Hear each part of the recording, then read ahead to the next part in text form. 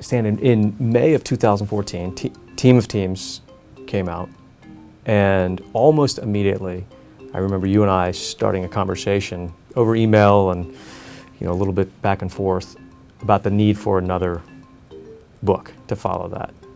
Do you remember those conversations, and what was going through your head? What made you realize there's still more to be written here?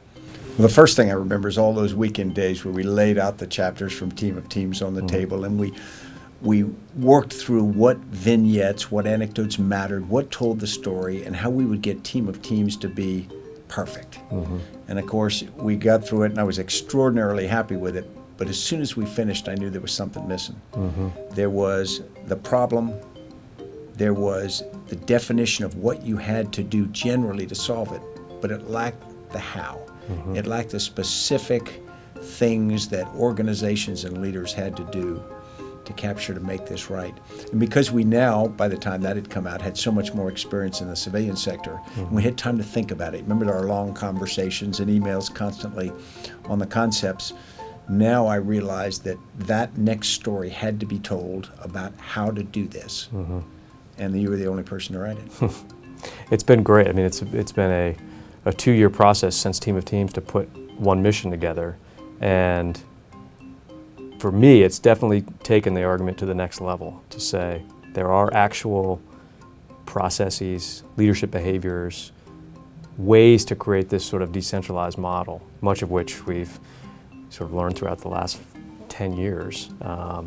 But the effort to capture it, I hope, will really resonate with audiences because, I mean, you remember as better than any of us, when we first started having these conversations outside of the service, outside of the military, it was new thinking in many ways. People sort of didn't get it, didn't get the application to the broader world. It was considered really a military issue or a counterterrorism sort of issue. What's happened in the world over the last 2 years in industry and global change and politics has really driven the conversation home that everyone agrees now that this is happening. Team of Teams sets a great foundation as to why it's unfolding, and our hope is that with one mission, people can then get the next layer of the argument, which is here are things you can start to implement inside your organization if you actually want to transition through this process like we did in the military. We're answering the question, why one mission, what they get out of it, why read it? And when I think of it, I think in terms of, okay, I know that flying an airplane is difficult, but it's not important that you know how to fly. You know that nuclear reactors are complex, and you appreciate them, but it's not important that you know how to do it. But there are an awful lot of leaders out there, and it's important they actually know how to do this.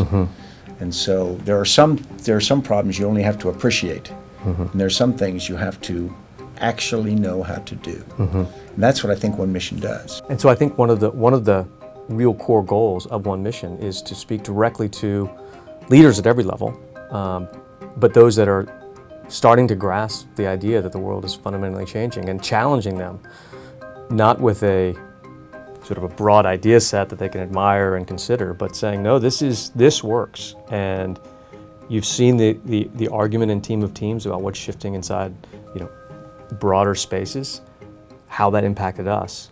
And in One Mission, we're giving you as much of a roadmap as possible to be able to layer these in. And as a leader, you have to understand that now. It's not enough to have broad theory and hope the organization runs itself well. We're in a period of transition where serious leaders at every level, they have to have a deeper understanding of what the new models are going to look like. And that's what we're trying to provide in One Mission for them.